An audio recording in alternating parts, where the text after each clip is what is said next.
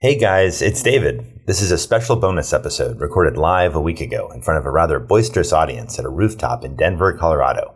Wes and I were joined by Jill Locantore, the leader of the Denver Streets Partnership, a local advocacy group for better transportation. We delved into Denver's pioneering effort to make the city, not property owners, responsible for maintaining sidewalks. We also examined a rather curious new initiative from Trump's transportation department called Freedom to Drive. I hope you enjoyed the episode. You can find this and all the other episodes at our website, lookbothwayspodcast.com, or on any podcast app.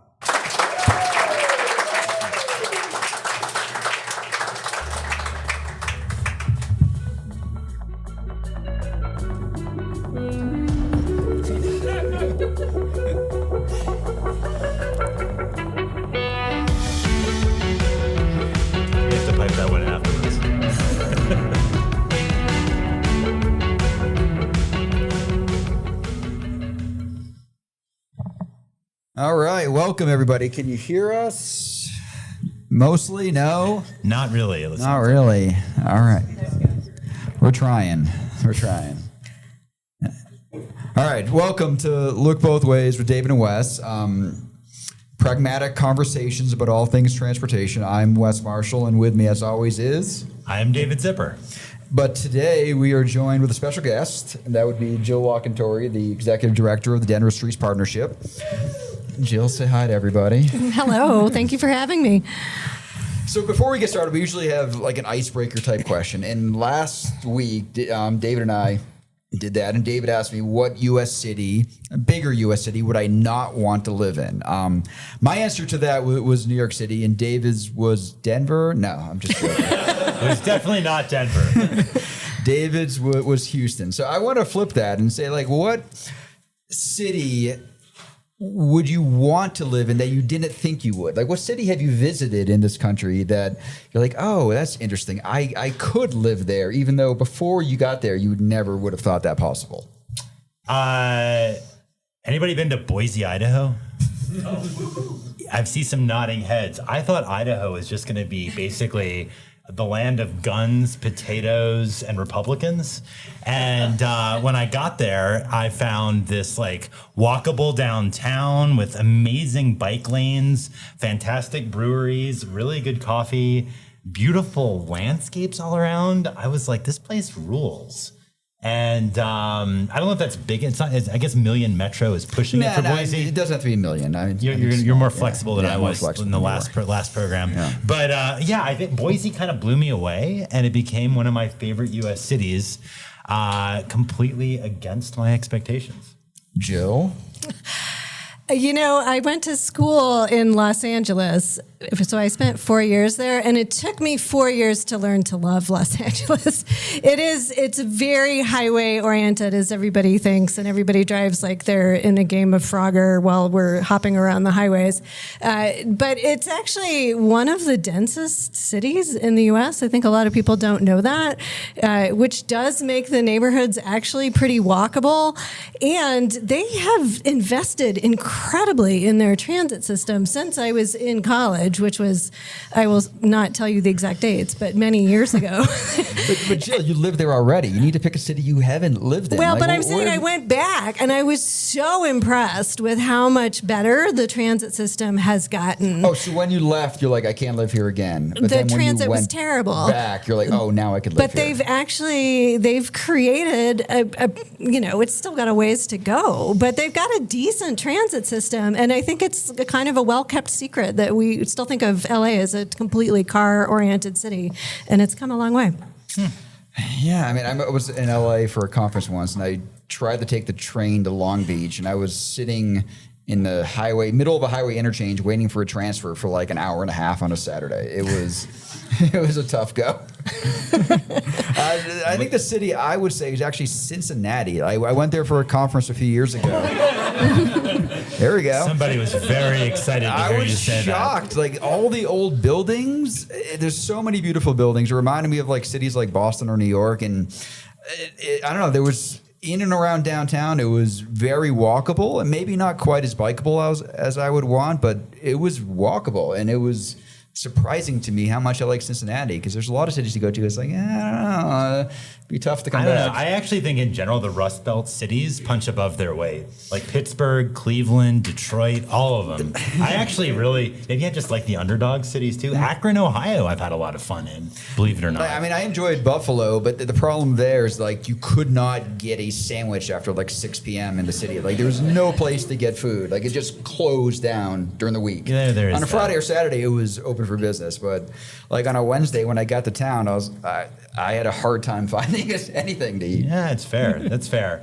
Yeah, those are good picks. I still could not live in LA. I'm sorry, Jill. That's just, you can have it. Too much sunshine for you, David. Yeah, well, I am pretty pale, so know thyself. See, I gave David the opportunity to pander to the Denver crowd, and he picked Boise. Sorry. At least I'm honest. What am I going to say? It's the Mountain West. All right, so the first segment we usually do is called Word on the Street, where we pick a topic in the news and, give our thoughts on what's happening. So I don't know if some of you might have seen the, press release that the US DOT put out yesterday, the Freedom to Drive initiative that the Trump administration... You all hate freedom? What's wrong with you?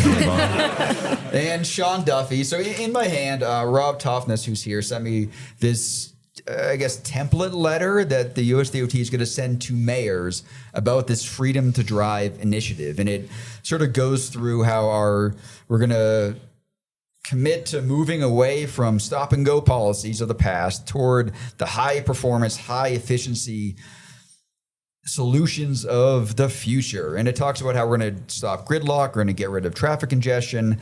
And like the one line that I think is very antagonistic to anyone that likes bike lanes or bus lanes is this line. It says, you may also need to recover road capacity from other purposes to support driving. Ominous. So I know you saw this yesterday, David, and Jill, and I showed it to you today for the first time, but I'm curious what your thoughts are. Like this is, I don't know, a direct attack, it feels like in some ways. I don't know what the hell it is, to tell you the truth, because to me, it's a press release and it's a memo with a lot of silly language, but it's actually not. I live in Washington, D.C., for those who may not know. And it's nice to be here in Denver. But it doesn't want to live here, though. Yeah, well, it's no Boise. What am I going to say? It's no Boise. Words that have never been spoken before. No, but in all seriousness, it's totally unclear. I've read the letter. I've read some announcements that came out publicly earlier this week. Like Wes, I posted on Blue Sky about how stupid this sounded. But it's not clear what actually this is, because USDOT has very limited flexibility to actually change funding streams. That's Congress's responsibility normally. So what exactly is changing here is unclear. And I saw a similar comment from Beth Osborne. Some of you may know, runs Transportation for America, really important advocacy group that's national. Is funding being reallocated? Is this just PR? Is this new guidance about how USDOT is going to allocate the limited number of competitive grant programs it oversees? Because most of what USDOT does is just put out formula money to states. So like in this letter that Wes read, invites mayors to please submit your 2 to 5 worst congestion nightmares. Okay, you can submit that to Duffy. What the hell is he going to do with it? Because he doesn't have the ability to basically tap into a giant slush fund to fund his pet projects, as far as I know. Do you know anything more? Am I missing something? I mean, they're asking for you not just to submit those, but also submit what actions you're going to try to take to fix it. Well, that's fine, but it still doesn't mean that the USDOT is going to actually do anything more than ask you questions. I don't know, Jill, did you have a different reaction? I actually thought the most interesting part was asking mayors to tell the federal government what their solutions were for these congested corridors. And in my fantasy, all these mayors are going to respond and say, you know what, we're going to implement congestion pricing. Yeah. And we're going to put on dedicated bus lanes because they're way more efficient at moving people than single occupancy vehicles. Yeah. And that would just send a message to the federal government. Or we have too many people in a certain bike lane. We need to expand this bike lane. It's too congested. I mean, sure, you could absolutely do that. It's like the other thing too. I just have to get this in there. There's just so many things in this stupid letter that trigger me. Like one of the Freedom to Drive initiative. Did we seriously think that Americans are not free to drive? How about freedom not to drive, which would require actually providing real alternatives like viable transit that doesn't take like an hour to go down, was it University Avenue? Is that what you were saying? Yes. Once an hour? And like, that's not the kind of frequency that provides real freedom or an actual bike lane network. If anything, this is exactly the opposite of what I really think that those of us who believe in better transportation should be reclaiming the word freedom. Because we've talked about this on the podcast before, and that's what drives me crazy too, is that the people... To me, living in a place or working in a place where you have to drive, that's the opposite of freedom. Like freedom is the ability to pick a different mode, to take a bus or a train or walk or bike. Like that's real freedom. You have all this opportunity for different modes. I mean, that's how you can reclaim it. Like that to me is freedom in transportation. Like driving can be one of those options too, but being the only one, that's when freedom is limited. Yeah. Yeah. No, all I can do is say you're right. So do you think this will be tied to funding, like this Safe School or SSF4? What is it, Jill? You probably know this funding streams better than I do. Like there's you mean safe. What am I trying to say? Safe schools for? What am I trying to say? You're trying to see safer streets for all. Yes, that's it. This is what happens when I have a beer and a half when I'm this high up in altitude. I'm not used to this. Throw me a bone. Right, so, I mean, I'm picturing them trying to tie this initiative to that sort of pool of funding. I know it's been already allocated by Congress, but they're going to try to reallocate it towards mayors fixing these congestion problems that are being submitted. Yeah, I mean, that is something that happens, again, with sort of like, I've followed what happens at USDOT. When the administration changes, there's always a limited amount of competitive grants that are given out, right? And these programs are created in the big reauthorization packages, usually that pass Congress every 5 years or so. But it's established by Congress. It's in federal law. So when the new president and his administration comes into office, they can't change that law. But what they do is they just rebrand the programs. So like Tiger went away and became something else. If you remember Tiger from back in the Obama years, it was sort of famous then. Now, so I think that they're definitely there are all these. I can't even keep track of it anymore. There's these new programs that are competitive that Trump's DOT is overseeing, but there aren't that many. And frankly, going forward, the Republicans in Congress want to get rid of this because the competitive grant programs are not popular with state DOTs because state DOTs don't want to have their hands tied at all. They don't want to be told to be competitive. They just want the formula money so they can do whatever they want. So I'm actually curious whether USDOT's hands are going to be tied in even trying to do this because the state DOTs don't want the USDOT to be meddling in this at all. You see what I mean? You've got like Trump trying to or Duffy trying to push car-oriented infrastructure, but at the same time, you have state DOTs that don't want Duffy to be saying anything one way or the other, including Republican DOTs. So we'll see if this goes anywhere. I'm actually pretty skeptical that it will. Jill?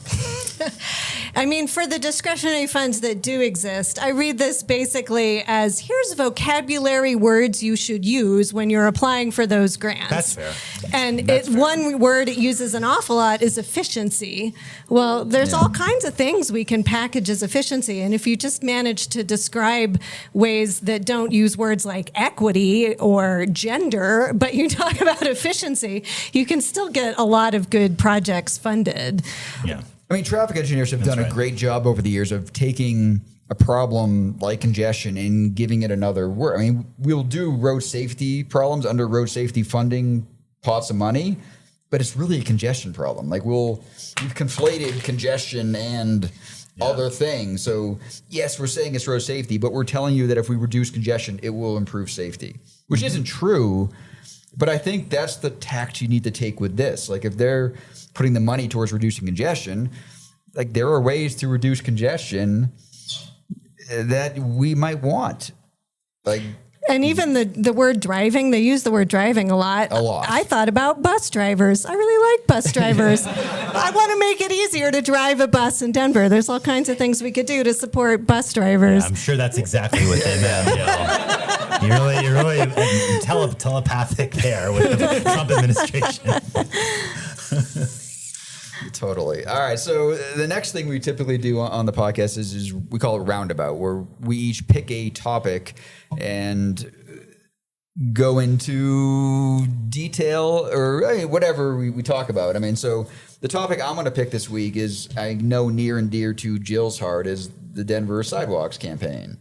And there we go. But this is something we've hit on the podcast a couple times in the past. So I don't think we need to rehash the little details. But I think the bigger picture that we're curious about is, how could other cities do the same thing? Like, is this a possibility? Is this Denver specific? Well, so I think I know a little bit about this because I wrote an article about it. I know you're not talking to Jill, but I'm going to jump in really quick. Go ahead. I wrote an article about it as well, so I'm familiar too. But to be fair, people listen to podcasts from all around the world, actually. So it actually, I think, would be helpful maybe to get a quick summary of what happened. So, but Jill, nobody was more involved than you. So maybe if you could start by just giving a quick 1-minute overview of what has happened here, because I do think it's really remarkable from a national perspective.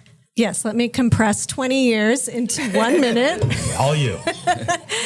So one thing Denver does extremely well is planning.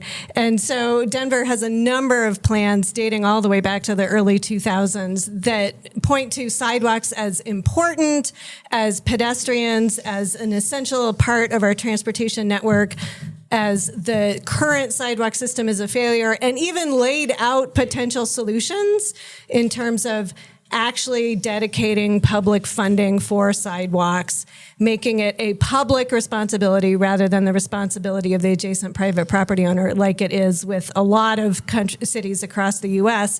And the missing piece was the political will. And I hope the message that other cities get from Denver is that sidewalks are actually really popular with people. They're way more sexy than you might think. And there is a lot of community support for dedicating resources and public attention to sidewalks. Because our elected leaders did not believe that here in Denver, it had to be a fully citizen-initiated measure. We had to petition to get on the ballot in the first place, and then the voters had to say, yes, we want to invest money in sidewalks. Not all states allow citizen-initiated ordinances, so they may not be able to follow the same path as Denver, but hopefully it gives a little bit more courage to the elected leaders that if they move something like this forward, or if they refer it to the voters, that people are going to say yes. So you collected signatures. That was first step, or was there something before that? Well, after 20 years of trying to convince the city to do this on their own, came time for the which ordinance. they totally could have. They did not have to put it to a vote of the people, but because there was not political support from the mayor, from city council, the path that was available to us here in Denver was to gather enough signatures. We had to gather How many was it? Do you remember? Well, you have to have about 11 to 12,000 valid signatures, which means you actually have to collect 20 to 22,000 signatures, because there's a bunch of them where the person's handwriting is illegible or they're not actually registered to vote. So we had to send out a whole army of people with clipboards standing on the street saying, hey, do you want better sidewalks? And it was actually the easiest question I've ever asked. Everybody said yes. They signed the petition. We got it on the ballot, and it passed with a solid majority. I'm actually curious about this because people are afraid of asking for signatures sometimes, or they don't know what kind of response they're going to get. You said you say it was really easy to collect the signatures. What kind of responses did you get? Because sidewalks feel really wonky to a lot of people. Like, who really cares? But you said people cared. So let's hear stories. They did. And because we do have citizen-initiated ballot measures here in Denver, you get a lot of people walking up to you with clipboards. And so we all have our responses prepared. Like, oh, I'm busy. I'm not registered to vote. I don't live here, to try and get the people to walk away from you so you don't have to sign their petition. But as they're turning away from you, if you just said, hey, do you want better sidewalks? They would turn back around and go, what? And say, yes, of course I do. Where do I have to sign? And most people didn't even have many more questions than that. I'm sure they would explain why. Why were they so... Why did it resonate so naturally when so many other petition suggestions or requests don't? Why do people care so much? Because everybody is a pedestrian at some point in your day. Even if you drive, you're probably going to have to walk a little bit from your parking spot to your final destination. And our sidewalks are truly terrible. 40% of our streets have no sidewalks at all, or sidewalks that are too skinny for even two people to walk side by side. Some untold, we still don't know what percentage of our sidewalk, but definitely a majority are broken so that it's a tripping hazard. If you're in a wheelchair, it's difficult to navigate. So everybody pretty much every day in Denver has an experience of like, God, this is a terrible sidewalk. Why doesn't somebody do something about this? And why are they so bad? I just want to make sure you get that out. Why is that? Because unlike other basic forms of infrastructure where the government is responsible for building the road, paving the road, putting in the sewer pipes and the water pipes and making sure they're functioning, sidewalks we've left entirely up to the adjacent private property owner, which turns out to be a terrible way to build an actual functioning network, because you don't just need a patch of concrete in front of your house. Who wants to pace back and forth in front of your house? Like, you want to walk from your house to the neighborhood park, and you're going to encounter all kinds of different conditions because you've got hundreds of different people responsible for maintaining that sidewalk between your house and the park. Do you think that like I've been to Denver a few times. I've done some walking.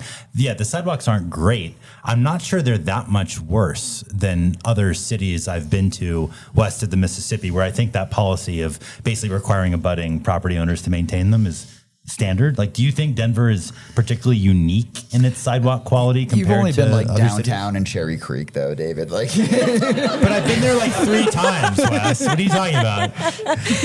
Yes, there are some rare oases in Denver, like downtown, where the sidewalks are functional, but you don't have to go too far out of downtown to find some atrocious sidewalks. Yeah, I believe it. And I don't think it's that unusual. I think it's common in other cities. And I think also if you were to walk up to people in other cities and say, hey, do you think your city should have better sidewalks? They would probably say yes. I mean, nobody talks about it. It's not like sexy cocktail chatter, but it's an experience that people have in their daily lives. Sounds like you need better cocktail parties. it is tonight, though. I mean, so if you go through like neighborhoods like Park Hill, I bike through that a lot on my way home, and there's so many of those neighborhoods that have those 2.5-foot Hollywood sidewalks that are not even wide enough to fit a wheelchair on or a stroller. Like, and they were built that way on purpose during the era that they were built, and like those don't meet ADA compliance. Those are jacked up. And the other thing you didn't mention, the city wasn't enforcing the property owners to do anything. I mean, until very recently. For years, they just neglected it. And yeah, because that's wildly unpopular. Because Right. first of all, people don't actually know that it's their responsibility to fix the sidewalk in front of their house. So it's a shock to inform them in the first place. And then the sticker shock, because economies of scale, it's super expensive to build or repair a sidewalk per square foot if you're just doing it 50 feet at a time. And so it was not uncommon for people to be spending $5,000, $10,000, $15,000 to repair a sidewalk in front of their house. And of course, that's a fantastic way to piss off your constituents. So the city had zero interest in enforcing that. Yeah. Can I ask, there's not been that much research that I've seen on sidewalks, but there was one paper looking at sidewalk quality in New Orleans that found that lower income neighborhoods had way worse sidewalks, despite, I know, shocking, right? Despite city rules that require basically a level of general maintenance that's consistent citywide. To what extent is sidewalk quality an equity issue here in Denver? Oh, absolutely. Because everybody does actually want good sidewalks in their neighborhood, but most people don't have the wherewithal to actually fund it out of their own pockets unless you're a wealthy neighborhood that either each individual property owner has the funding to be able to build and repair their sidewalk, or they have the political capital to get the city to make an exception and pay for it in their neighborhood. Like an example in Northwest Denver on Tennyson was a bond-funded project from 2007 that completely rebuilt their sidewalks. They're beautiful. They're wide. They have tree lawns. That's because the wealthy people in that neighborhood had the political capital to figure out how to get it into a bond-funded project. So this system of putting the responsibility on the adjacent property owner absolutely created this inequity. And it's ridiculous that this is the difference between a wealthy neighborhood and a poor neighborhood. I mean, it's as if poor neighborhoods didn't have running water. And we thought that was okay because because, you should pay for your own water. And if you're wealthy enough to build your own water system, then you get running water. Like, we would not accept that, but we've accepted that with sidewalks. Did you know that the city of Denver had a DIY fix your own sidewalk thing on their website where if you have a lip of more than like a half inch, they suggested you go to Home Depot and rent this angle rotary grinder and grind your own concrete down to the nubs. I missed that. Oh, I have. I did not know that. No, Wes. It's no longer on the website, but they actually have a picture of this like heavy, and they tell you to wear eye protection like that. That's important in there. I'm curious, who was actually what was the actual vote in the end? What was the split? It was like 56% in favor, which for people were voting to impose a fee on themselves. So that's a pretty actually good solid majority for that kind of vote. It's $150 per year for most people. Yes, 90% of property owners pay $150 a year. If you own a super large property, you pay extra fees on top of that. I'm just curious, who opposed it and what did you hear from them?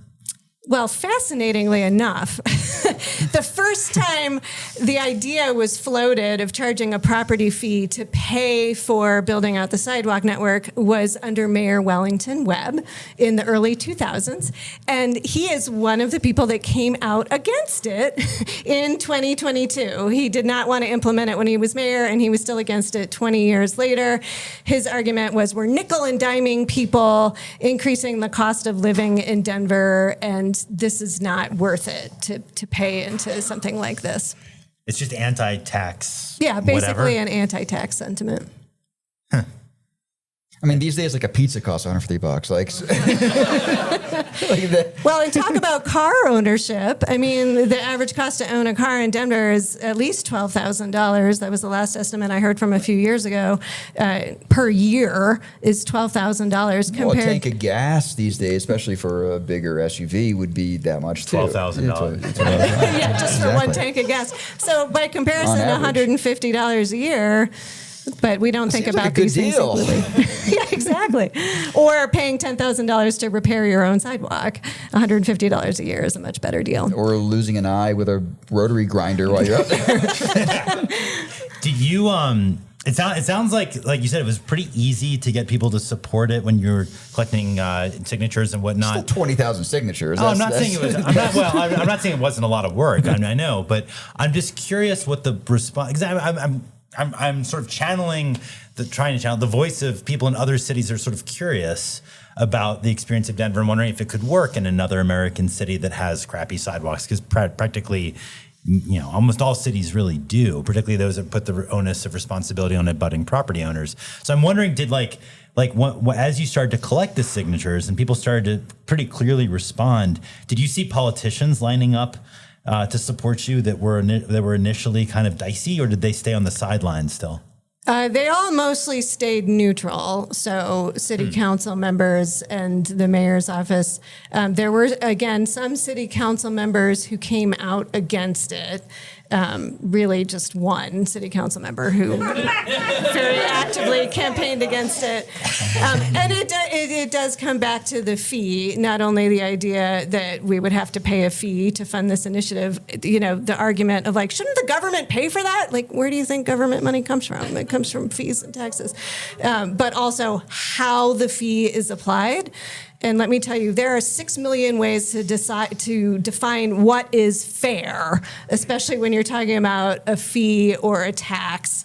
And the way the fee was originally structured, it was actually a per linear foot of frontage of your property. So the wider your property is, the more sidewalk that has to be in front of it, the higher your fee would be. Some people really didn't like that, especially people who owned corner lots, because they have sidewalks on 2 frontages of their property, so they had to pay twice as much as everybody else. That's where a lot of the pushback came from. At that time, I lived in a courtyard, and there was 10 houses sharing a front yard, and my house was in the front. So me and one other house were paying the entire thing. Everyone else was estimated at 0. dollars. Right. So to a certain extent, it's arbitrary. Yeah. There's definitely logic to it. Larger properties require more public infrastructure, whether you're talking about sidewalks or streets or sewer lines or how far away the fire department has to travel to get to your property. So this is why higher density development is more cost efficient. When it first passed, there were some staff members with the city that were shaking their fists like, Jill, like now we have to implement this thing. Like, how are we going to do that? And it just made me smile, like to see. When I wrote an article about this a year ago in Bloomberg, the city wouldn't talk to me. They stonewalled me. I'm like, I'm literally writing a complimentary article about Denver doing something that no other major city in the U.S. has done, and the city doesn't want to take a victory lap. This is not normal when I'm doing journalism. But maybe you're laughing, Jill, so it doesn't really surprise you, apparently. No, I like to say they went through the 7 stages of grief. First, it was like disbelief, like, really? The voters actually approved this? And then it was anger. I can't believe the voters are making us do this. And then denial. We don't really have to do this, do we? And they've gradually worked their way around to acceptance. And I guess we got to do this. But they're still not at celebration yet. Has there been, so it was as of January it started being implemented of last year, is that right? 2025? Yes, so we had to go through a process of changing the way the fee was applied because people had different ideas about what was fair. We finally changed the fee structure. The fee started being assessed in January of this year, and sidewalks actually got built this year, the same year we collected the money. Including in front of my house. Like a week after I paid my bill for the sidewalk, they started ripping up my sidewalk. So incentive to pay your bill in a timely manner. I mean, to be fair, yes, on one hand, it's nice that you could see your money going into action. On the other hand, like my sidewalk was not nearly as bad as so many in Denver. So their prioritization of sidewalks that need help, I could quibble Maybe with. they were afraid you were going to badmouth them on this podcast. I mean, to their credit, I think they went for low-hanging fruit, so they could show, like, you're paying, you're getting something for it. They could actually build something, and so they went for the easy sidewalks, which were apparently in front of Wes's house. And they do have this is a big challenge. It's like $1 billion problem. This is generating $35 to $40 million a year. They've got to figure out. But they can bond off that, is that wrong? But they're still figuring out exactly how they're going to finance it. Are they going to do a bond? Are they going to do a public-private partnership? And then they've got to scale up this massive public works program. I mean, the city of Denver is probably not unusual. They don't build a lot. They actually mostly maintain. Most of their jobs is filling potholes, repainting stripes, fixing broken signs. Actually building $1 billion worth of infrastructure is a very new undertaking for the city. So nobody knows how long it would take to actually get the city's sidewalks into whatever, state of good repair, whatever you want to call it. It's because it's uncharted territory. The ordinance gives the city a suggested timeline of completing the network within 9 years.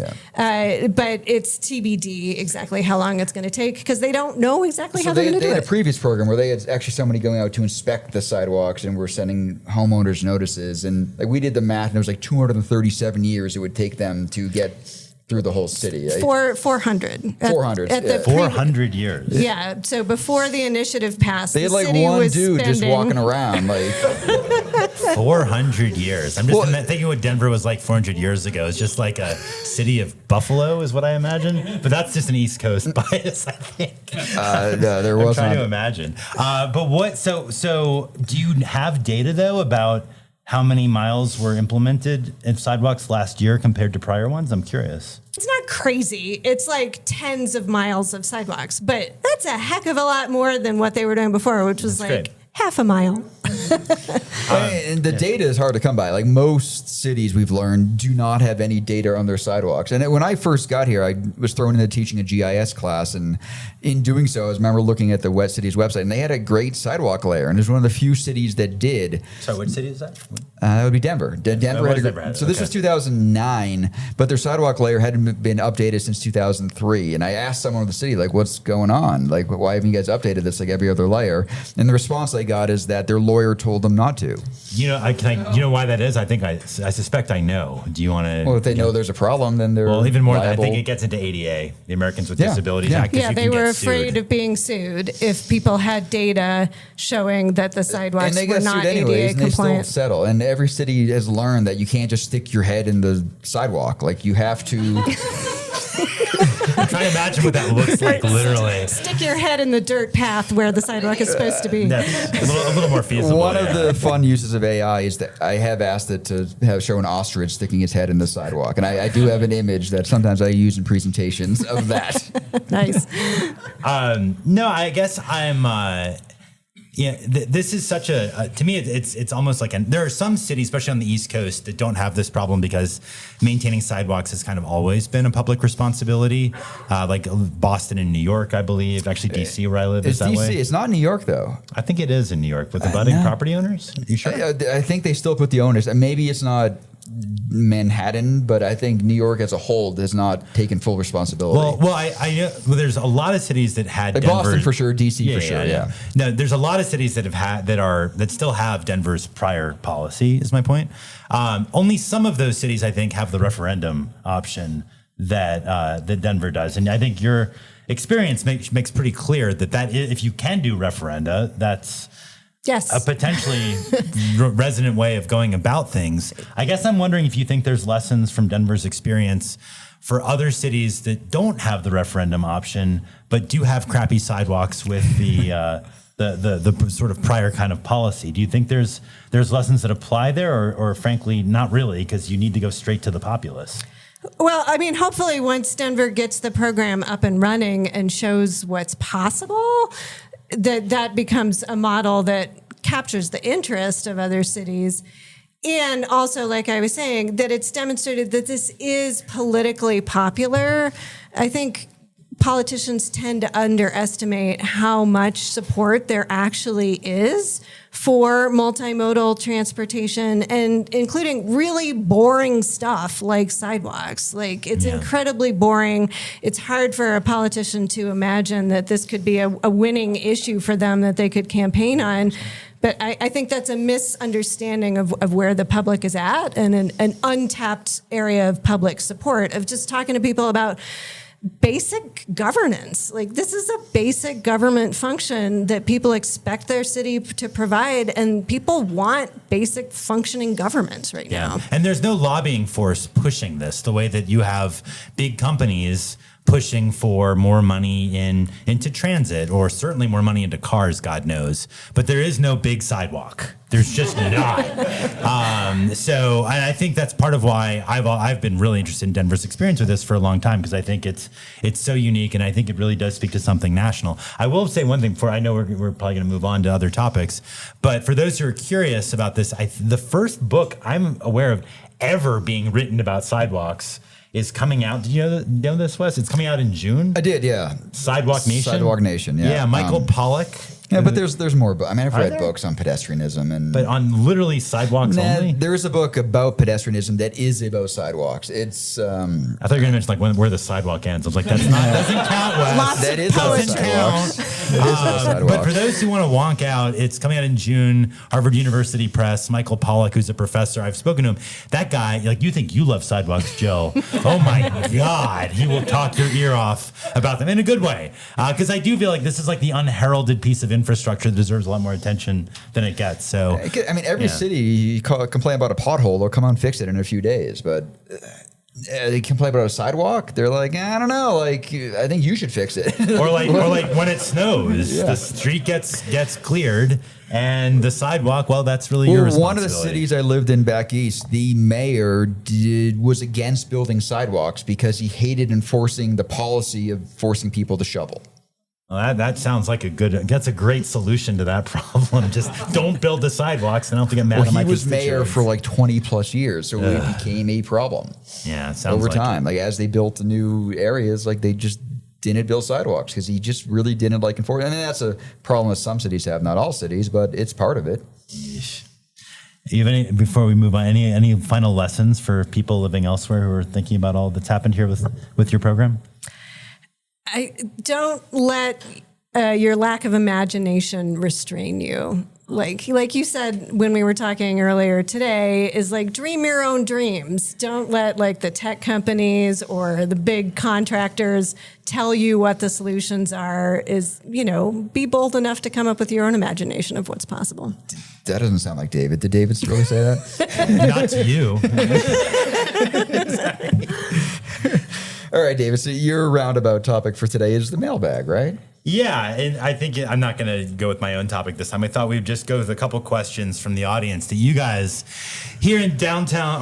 Where are we in Denver exactly? Uptown. I don't know where the hell I am. I'm in Uptown Denver. Does anyone have any questions in their hand that they want to run up here? Get it up to us quickly, because I'm going to start with what I already have. But if someone can bring that up, that'd be great. And if I modify the wording of your question, don't throw your beer can at me. Here's the first one. How crazy would it be to lower the speed limit to 25 miles per hour on all city streets? Class 3 e-bikes top out at 28 miles per hour. It'd be really great if they could flow with traffic. Jill, you want to start? I mean, if you're talking about the urban core, I don't think that's crazy at all. I think it would be really interesting to do a study of even when traffic is at free flow conditions, how long it takes people to travel through the city at 30 or 35 miles an hour versus how long it would take traveling at 25 miles per hour. And I bet there would be very little difference in the amount of time. Yeah, no, I've done some back of the envelope calculations on that, because most of the time you spend going through a city is waiting at the red lights. Like, it's not on the segment. So 25, 30, 35, it doesn't make a heck of a difference. Like, if you drive up and down, we did the test on Colorado Boulevard with my students once, and the average travel speed over that corridor was like 13 miles per hour. But you drive like 45 miles an hour, and then you stop for 2 minutes. Then you drive for 45 miles, and then you stop for 2 minutes. Like, if you could have more of a free flow, then yes, like the slower speeds don't really make a big difference. Exactly. So in terms of not actually impacting people's ability to get where they're trying to go in a timely manner, but make it safer, it almost seems like an obvious solution. I mean, we could and should do it. I mean, the problem is going to be is that most of those bigger high entry network type roads, the arterials, they're not built for that. Like, they're built to look more like highways, and people don't react to the speed limit sign as much as they do the way that it's physically built, unless you have really high enforcement. And we don't have really high enforcement, so people are still going to be driving whatever speed they feel comfortable on that roadway. So it has to be tied to some infrastructure changes.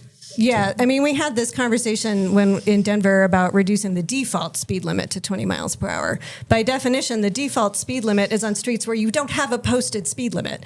So, like, what is even the point? Like, who's going to know what the speed limit is? Just having it written somewhere that the default speed limit is 20 miles an hour, what difference does that make? Well, it's step one in justifying the street design changes or other strategies to reinforce what the desired speed is. So setting the speed limit, you're saying, here's our desired end state. We want people to go 25 miles per hour, and then that justifies we're going to change the street designs, or we're going to use automated enforcement or whatever strategies to reinforce what that desired end state is. I don't know. I feel like personally, over the last several years, my views on this have moderated a little bit.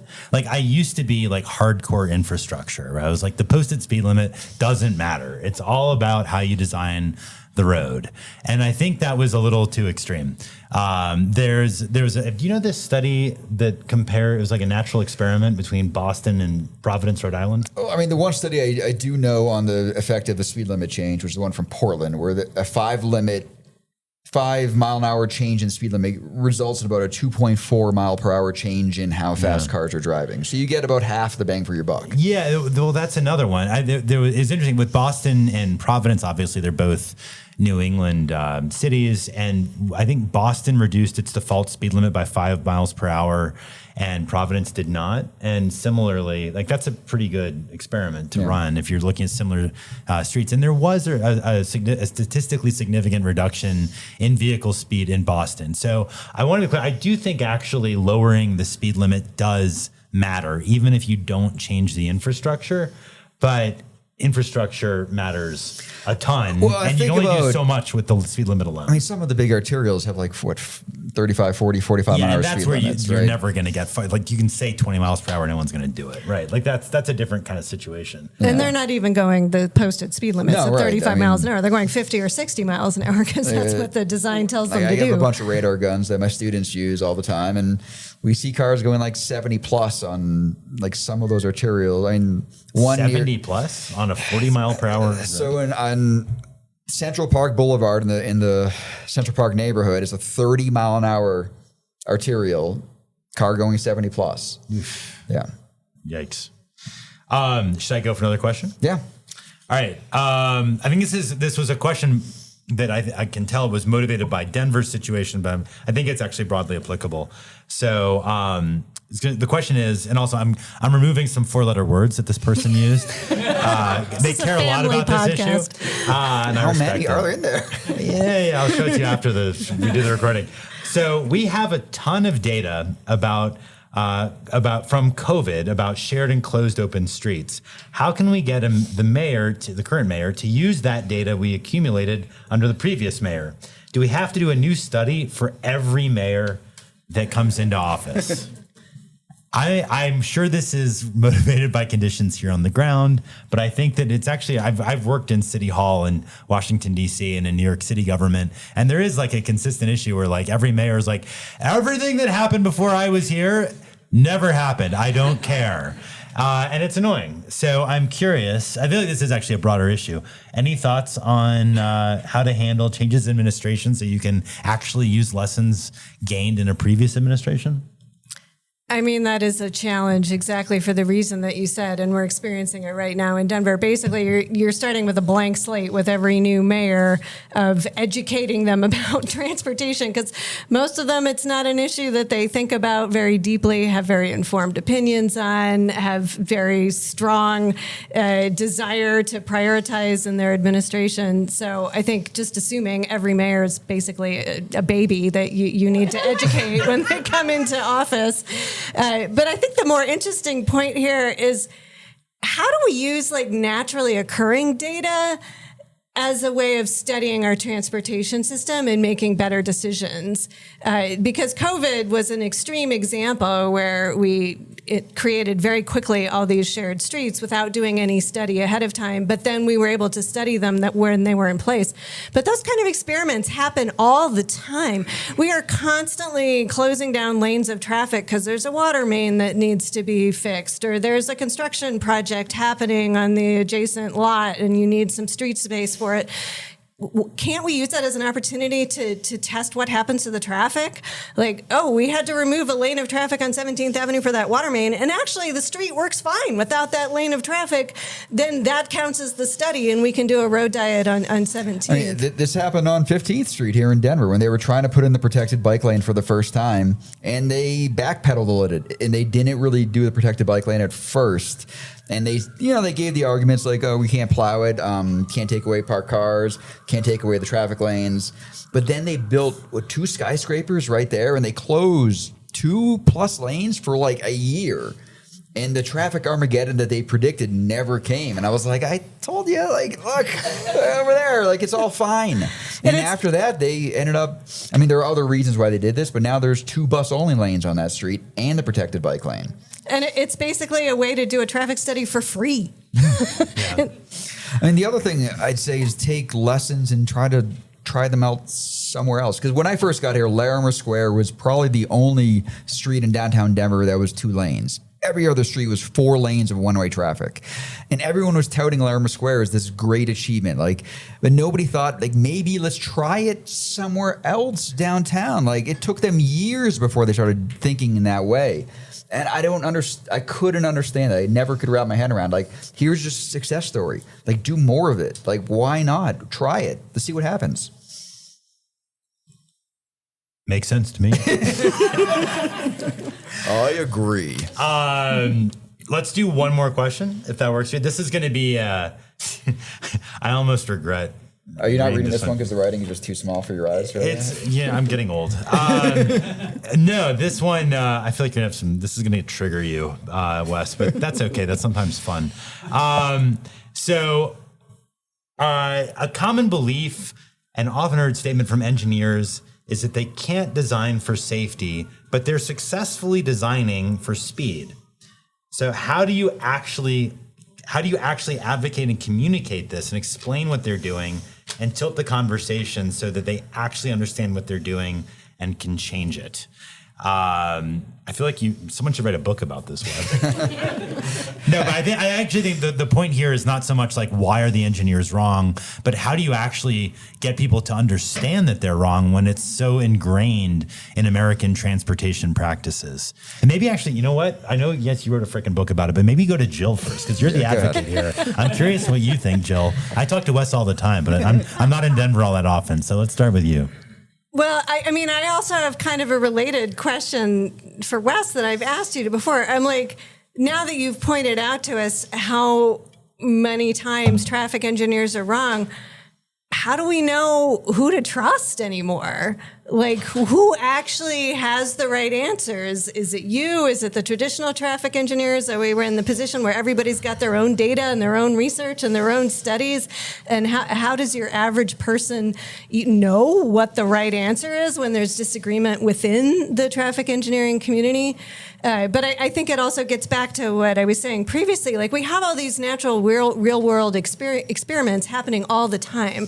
So instead of trying to do a study in the abstract and use previous research or rules of thumb to predict what's going to happen when we make a street design change, let's just make street design changes all the time and evaluate what happens and learn as we go. And if it's working well, keep doing it in more places and make it more permanent. And if it's not working, continue to iterate until you get the response you want. I mean, you're exactly right. I mean, I think we need to, transportation engineering needs to become more of an empirical science again. Like, we've become too adhered to our old theories. And our old theory was that raw speed doesn't matter when it comes to safety. It's all about pace. As long as we have most cars within a 10 mile an hour pace, like, that's where you get safety. And like, the empirical research has shown time and time again that that's not true, that raw speed does matter. But it's not gotten through to our profession, even still. So there was a academic article that you and I were talking about earlier, Wes, that just came out showing that 4 out of the researchers looked at a bunch of engineering textbooks, 7 of them, to see what they taught about induced demand. I think 4 of them didn't mention it at all.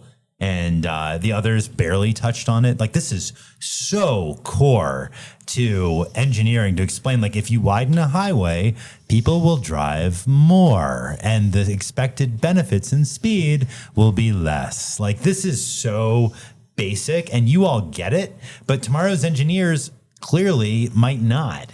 Like, so we I guess the question is, you in your book, and I think a lot of researchers elsewhere have pointed out and made pretty conclusively that engineers either don't know what they're talking about or a lot of what they practice is just wrong. Like, we know induced demand is a fact, but the tougher question is, how do you actually change norms? Do you have thoughts on that, or are you just going to keep throwing rocks?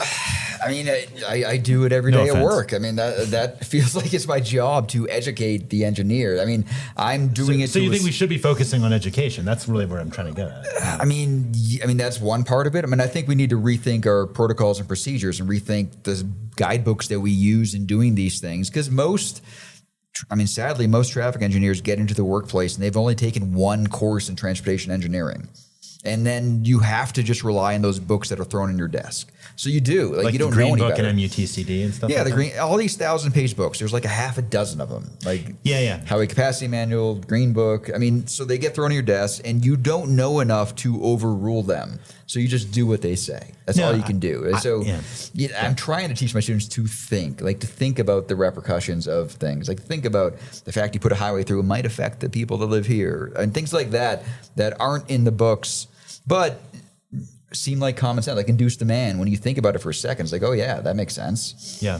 No, I think this is actually a really sort of deep and meaty question for advocates, like people in this room and some of our listeners, I think also to think about. Like it's in some ways a lot easier to recognize when engineering practices are wrong than it is to actually figure out how you create an environment where practices really change. And I will say, like, one thing that I thought was pretty good was, it was what, 3 years ago when MUTCD was overhauled under Biden. And you want to explain? Can you explain really quickly? You'll be better at this than me. What MUTCD is the Manual for Uniform Traffic Control Devices. I mean, it's the most standardy of our guidebooks. All the other ones are really more guidebooks, but this is the one. We obviously can't put in green stop signs, right? So this one tells us what our signs need to look like. There is still more leeway to it than I think a lot of engineers would say, but yeah. Right. So it's overseen, or it's put together, I forget however many years it is, by the Federal Highway Administration. So it was up for renewal or being revamped under Biden. And normally when this happens, it's like, some engineers get excited about it, but nobody really cares. But this year, do you remember this? This is before you and I knew each other, Wes.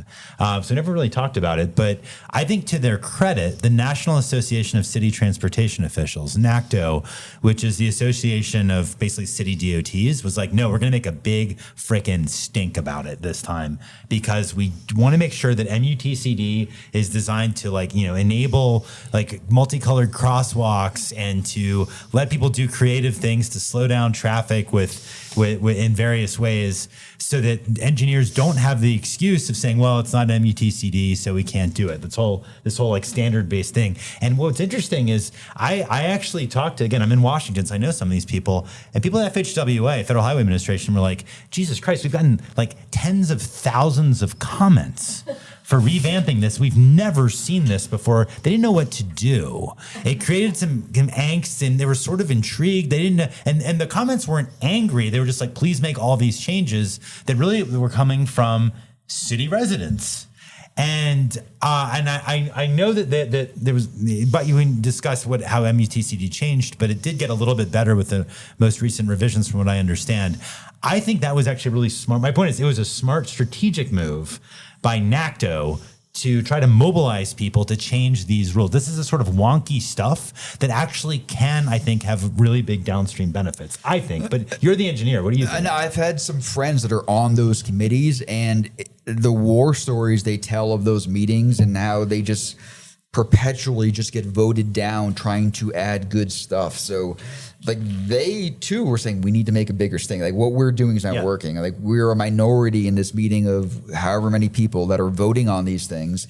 And they would make all these great points that seem like they're hard to disagree with, and then get voted down, and then it not end up in the next iteration. Yeah, being right is not enough. We've got to figure out, those who care about this, how to actually be effective and actually drive the kinds of change, because we keep telling ourselves and each other that we're right, and it feels good to know that you're right or feel like you're right and high five each other, but driving change is harder, and that's actually where you make real progress. We veered way off from this question. Yeah, whatever. I don't remember going back to that, I mean, Jill's exactly right. Like, let's double down on what's working and pull back on what's not, and learn from that. Like, treat everything we're doing like a mini experiment. And like, tactical urbanism is a useful tool, because you mentioned at the very beginning, like, Denver is a place that had a lot of good plans. And before I moved here, like years before I moved here, Peter Park, he was the director of planning for Denver for a lot of years.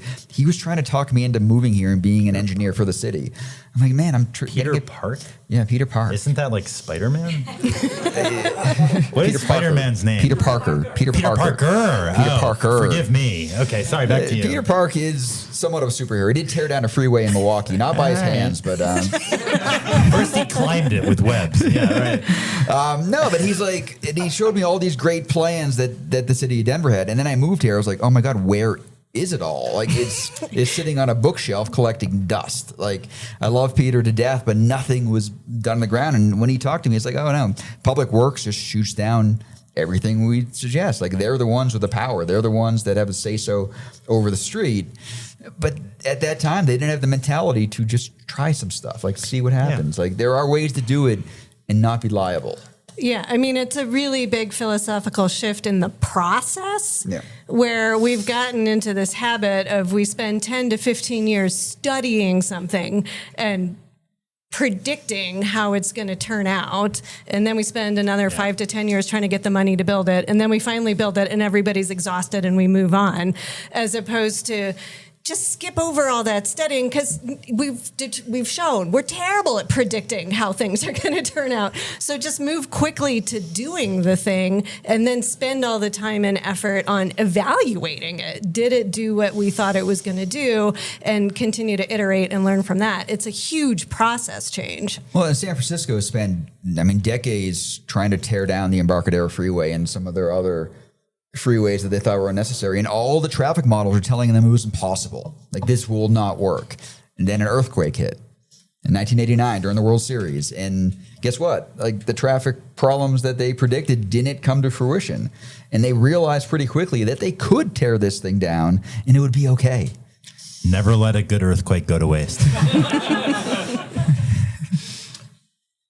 Is there a bad earthquake? What's the difference? I think there's some bad earthquakes. A good one. We shouldn't waste those either. Yeah. Don't waste the bad ones. All right, so as we wrap up, we usually do a segment called Rail Drinks, where we bring a drink to the table and say a little bit about it.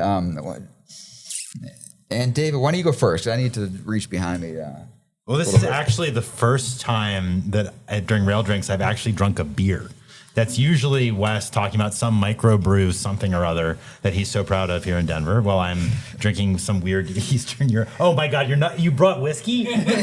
Oh. You go first. Ridiculous. So I am drinking drumroll hazy pale ale, which I've been drinking already. It's quite tasty. I'm not gonna lie. Is that an Odell's? Who makes that? Someone tell me. Odell. Yeah, okay. Yes. Is that here in Denver or Fort Collins? Fort Collins. Close enough. It's Colorado. Yeah, thank you for clarifying. It's Colorado.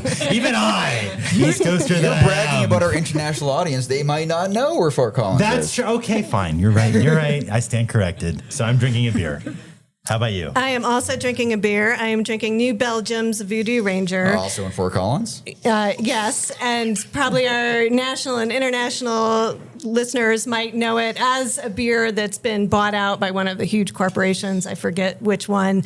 But it did start as a microbrewery here in Colorado, and it had a really important role in the bike advocacy movement. Really? Yes. They were the Fat Tire bike. Yes, they have a beer sorry. called Fat Tire is one of their signature beers, and they held these festivals called Tour de Fat that was like this amazing circus freak show for bike lovers, and it raised money, and the money went to Denver's original bike advocacy organization, Bike Denver, and so they deserve a lot of credit for the culture change and building the bike movement. That's really cool. I had no idea. That's great.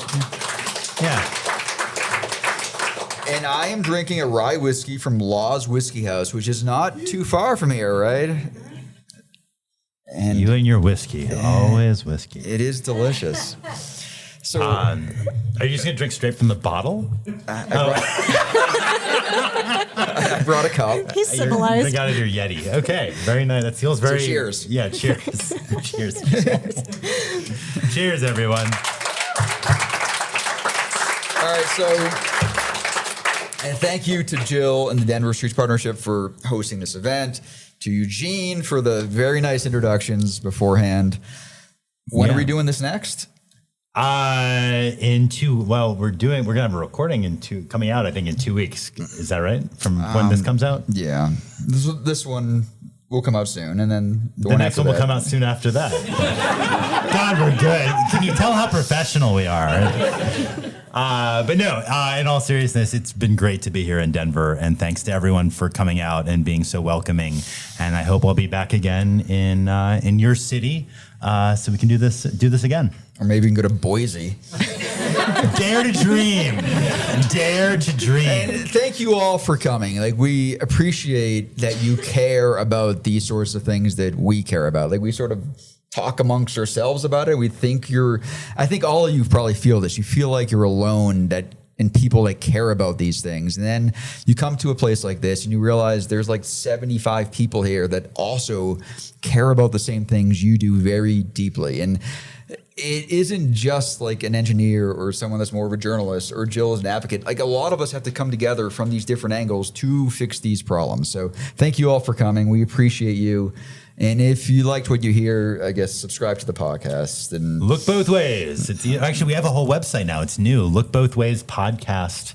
podcast.com. Do I have that right? Again, after I two don't know. beers at this altitude, God knows what I'm saying, but I'm pretty sure it's lookbothwayspodcast.com, and you can find this podcast and every previous one right there.